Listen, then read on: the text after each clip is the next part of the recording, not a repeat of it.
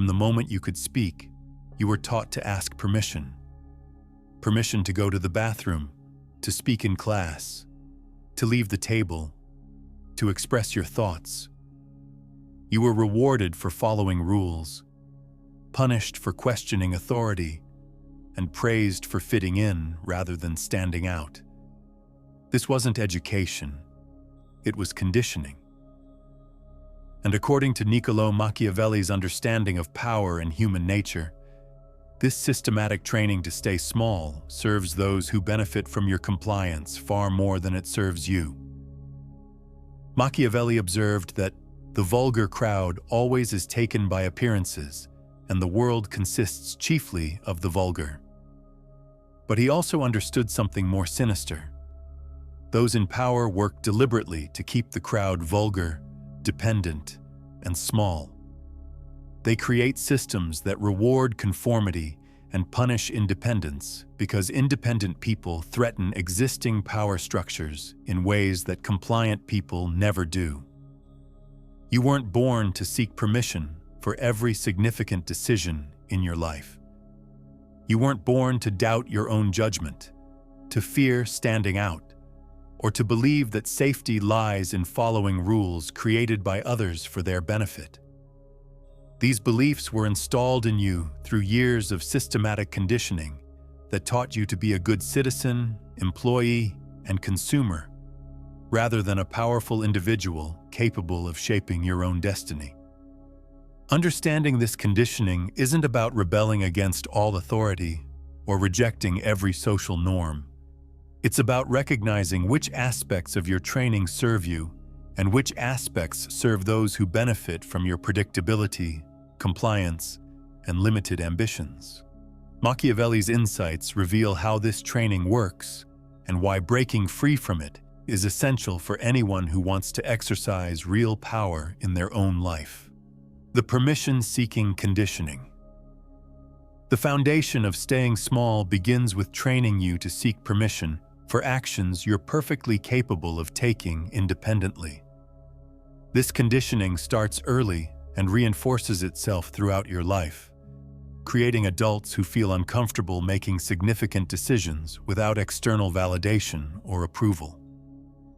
School systems exemplify this conditioning perfectly.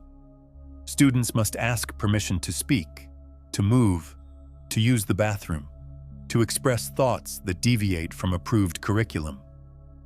The message is clear. Your natural impulses and independent thinking are problems to be controlled rather than resources to be developed. Machiavelli would recognize this as creating subjects rather than princes, people who look outside themselves for direction rather than developing internal authority. The workplace continues this training through hierarchical structures that require approval for most meaningful decisions. Employees learn to present ideas tentatively, to seek consensus before acting, to frame initiative as team collaboration rather than individual achievement. The person who acts decisively without permission gets labeled as difficult, insubordinate, or not a team player. Even in personal relationships, permission-seeking becomes habitual. Adults ask friends and family for approval of career changes, relationship decisions, or lifestyle choices they're perfectly capable of making independently. The need for consensus becomes so ingrained that making autonomous decisions feels selfish or reckless. This conditioning serves existing power structures by creating predictable, manageable people who rarely challenge established arrangements. Permission seekers don't disrupt systems, launch competing enterprises, or question why certain people get to grant or deny permission in the first place. Machiavelli understood that he who wishes to be obeyed must know how to command. The inverse is equally true. Those who seek to be commanded will find commanders eager to accommodate them. Permission-seeking conditioning creates a supply of people ready to be directed by anyone confident enough to provide direction. The safety in conformity myth. Perhaps the most effective training for staying small involves convincing you that safety lies in blending in, following established patterns, and avoiding anything that might draw unwanted attention. This myth serves those who benefit from predictable, controllable populations, but it often leads individuals toward mediocrity and unfulfilled potential. The conformity myth operates through several related beliefs: that standing out invites criticism, that following conventional paths reduces risk, that unusual choices lead to isolation and failure. These beliefs contain enough partial truth to seem credible while ignoring the costs of conformity and the benefits of strategic independence. Education systems reinforce conformity through standardized testing, uniform requirements, and curricula that emphasize following instructions rather than developing individual capabilities or interests. Students learn that success means giving teachers the answers they want, rather than developing original thinking or pursuing subjects that genuinely interest them. Career counseling often channels people toward conventional paths based on their test scores, background, or perceived capabilities, rather than encouraging them to explore what they might create or achieve outside established frameworks.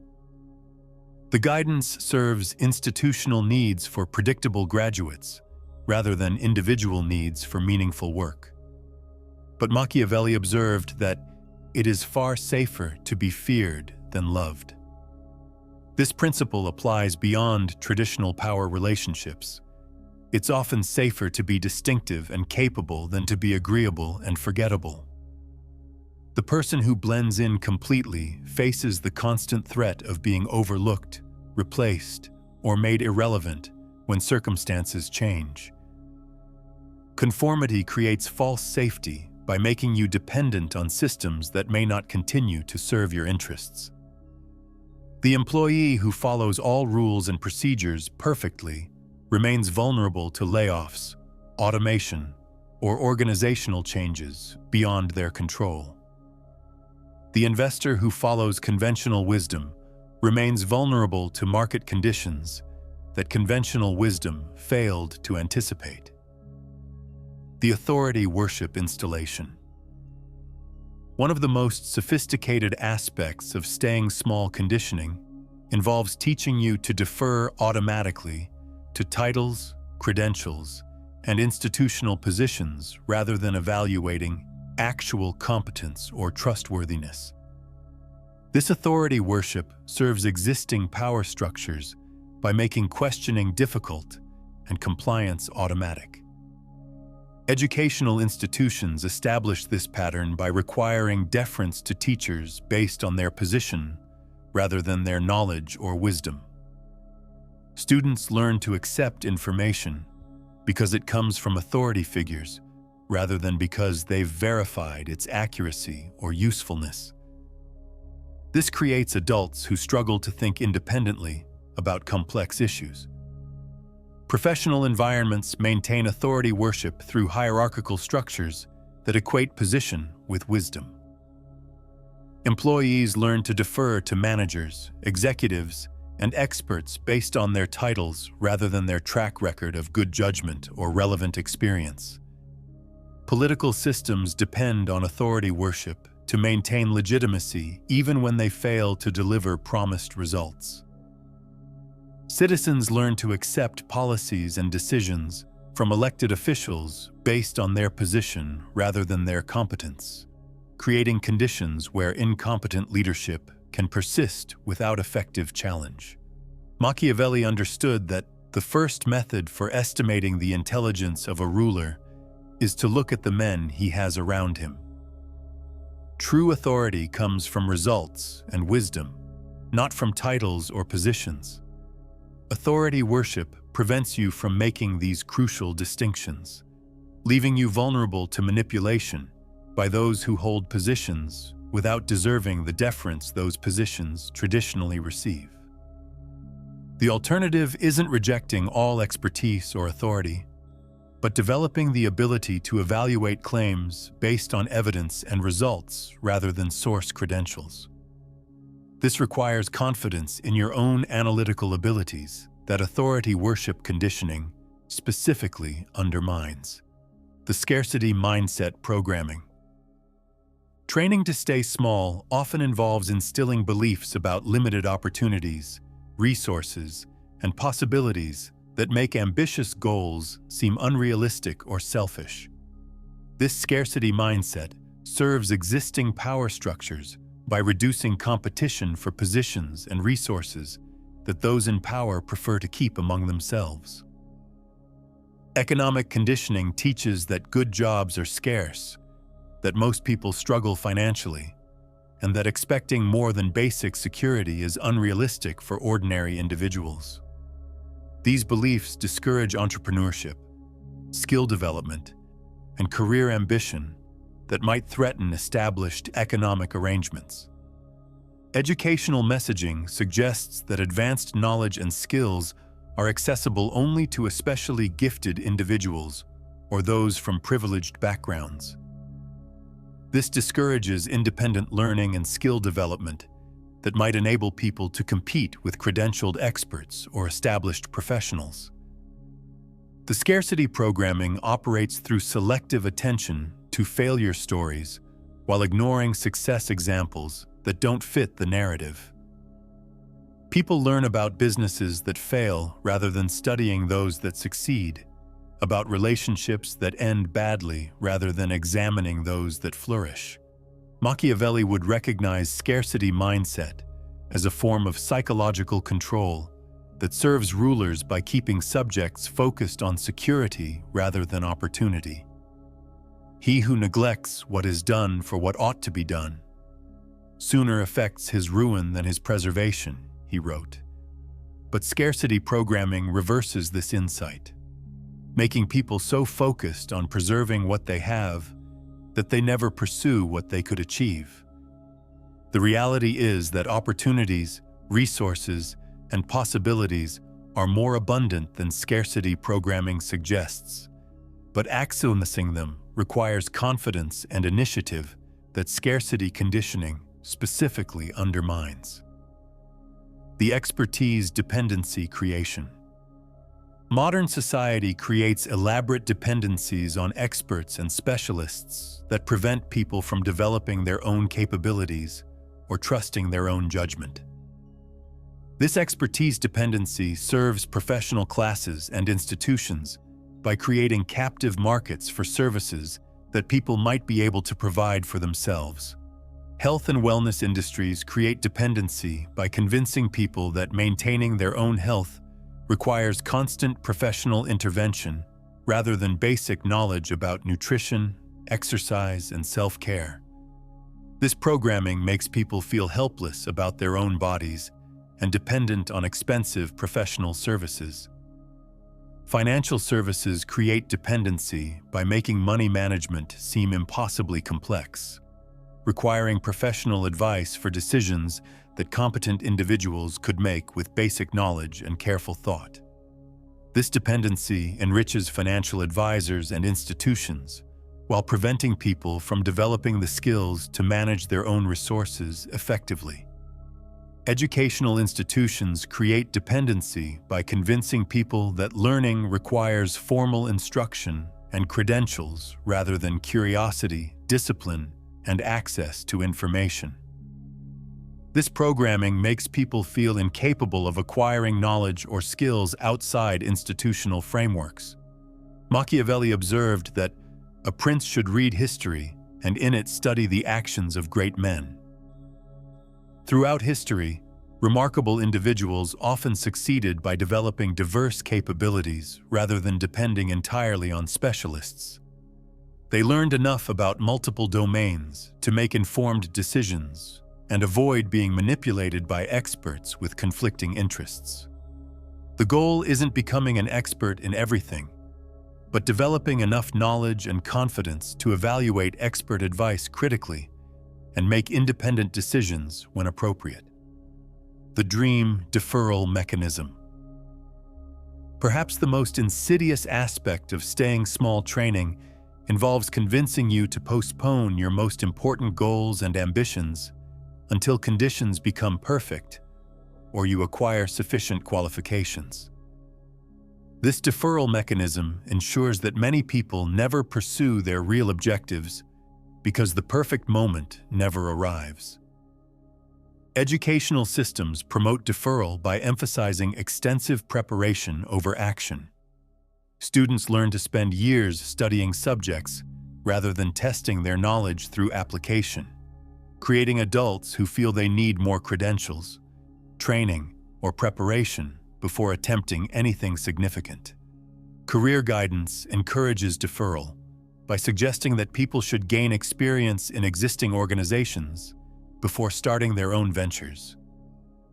This advice serves established businesses by providing them with trained employees, but it often prevents individuals from pursuing opportunities that require youth, energy, or market timing that delays eliminate. Social pressure maintains deferral through expectations about appropriate timing for major life decisions. People learn that certain goals are unrealistic at their age, inappropriate for their background, or premature given their current circumstances. These social expectations often reflect others' limitations rather than objective requirements. Machiavelli understood that the wise man does at once what the fool does finally. Deferral often transforms achievable goals into impossible ones as circumstances change, competition increases, or personal energy and flexibility decrease with age. The alternative involves distinguishing between necessary preparation and excessive deferral, between strategic timing and fear-based delay. This requires confidence in your ability to learn through action rather than believing you must master everything before beginning. The risk aversion programming. Training to stay small heavily emphasizes avoiding risk rather than managing it strategically. This programming serves existing power structures by preventing competition and maintaining stable, predictable populations, but it often prevents individuals from achieving their potential or adapting effectively to changing circumstances. Financial education focuses on avoiding losses rather than pursuing opportunities, creating people who are so afraid of making mistakes that they never take the calculated risks that lead to significant improvement in their situation. This serves financial institutions that benefit from people keeping money in low-return, high-fee products. Career advice emphasizes job security over skill development or entrepreneurship, creating people who become dependent on employers rather than developing the capabilities that would give them genuine security through adaptability and valuable skills. Educational messaging suggests that academic and career failures are devastating rather than learning opportunities, creating people who avoid challenges that might involve temporary setbacks but lead to long-term growth. Machiavelli recognized that since it is difficult to join them together, it is safer to be feared than to be loved when one of the two must be lacking. This insight applies to risk management. It's often safer to develop capabilities that make you valuable and independent than to avoid all risks in pursuit of security that depends on others' continued goodwill. Strategic risk-taking involves understanding potential downsides while focusing on potential upsides, developing skills that increase your ability to handle uncertainty, and recognizing that excessive risk aversion often creates the very insecurity it seeks to avoid. The social approval addiction. Perhaps the most powerful mechanism for staying small involves creating addiction to social approval that makes independence feel psychologically impossible. This programming ensures that people remain dependent on others' opinions rather than developing internal standards and confidence in their own judgment. Social media platforms exploit approval addiction through likes, shares, comments, and follower counts that create intermittent reinforcement patterns similar to gambling. People learn to measure their worth through external validation rather than internal satisfaction or objective achievement. Educational systems create approval addiction through grades, awards, and recognition that teach students to work for external validation rather than intrinsic motivation or genuine learning. This creates adults who struggle to pursue interests or goals that don't generate obvious social recognition. Professional environments maintain approval addiction through performance reviews, peer feedback, and advancement opportunities that depend on others' assessment rather than objective results or personal satisfaction. This keeps employees focused on managing impressions rather than developing genuine capabilities. Machiavelli understood that the promise given was a necessity of the past. The word broken is a necessity of the present. This suggests that effective leaders sometimes must disappoint others in service of larger objectives. Approval addiction makes such difficult but necessary decisions impossible. Breaking free from approval addiction doesn't mean becoming indifferent to others or rejecting all feedback, but it does mean developing internal standards that don't depend entirely on external validation. This requires the courage to be temporarily misunderstood in service of goals that matter more than immediate social comfort. Breaking free, the Machiavellian awakening. Understanding how you were trained to stay small is the first step toward reclaiming the power you were born with but conditioned to surrender. Machiavelli's insights provide a framework for recognizing which aspects of your conditioning serve you and which aspects serve others who benefit from your compliance and predictability. The goal isn't rebelling against all authority or rejecting every social norm, but developing the discernment to distinguish between influences that genuinely serve your development and those that keep you small for others' benefit. This requires what Machiavelli called the ability to imitate the fox and the lion. The fox's cunning to see manipulation clearly, and the lion's courage to act on your own judgment when necessary. Breaking free begins with questioning assumptions you've never examined. Why do you need permission for actions you're capable of taking independently? Why do you defer to authorities who may lack relevant wisdom or good judgment? Why do you believe opportunities are scarce when evidence suggests otherwise?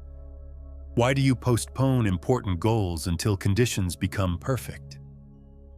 The process involves gradually expanding your comfort zone with independence, starting with small decisions where the stakes are low and building toward larger areas where autonomy would significantly improve your life. This might mean learning skills that reduce your dependence on experts, pursuing goals without waiting for others' approval, or making decisions based on your own analysis rather than social pressure. Most importantly, breaking free requires accepting responsibility for your own development rather than expecting institutions, authorities, or social systems to serve your interests when their incentives often conflict with your growth and independence. Machiavelli wrote, "The prince not to help people become manipulative, but to help them understand how power actually works rather than how they wish it worked." Similarly, understanding how you were trained to stay small isn't about becoming antisocial or rejecting all guidance, but about becoming a conscious participant in your own development rather than an unconscious product of others' programming. The person who understands these dynamics can choose when to cooperate and when to act independently, when to seek advice and when to trust their own judgment, when to follow established paths and when to create new ones. They become the author of their own story rather than a character in someone else's narrative. You weren't born to stay small. You were trained to stay small because your largeness threatens systems that depend on your compliance. Understanding this difference changes everything, because once you see the conditioning, You can never again pretend it doesn't exist, but you can choose whether to remain subject to it or to reclaim the power that was always rightfully yours.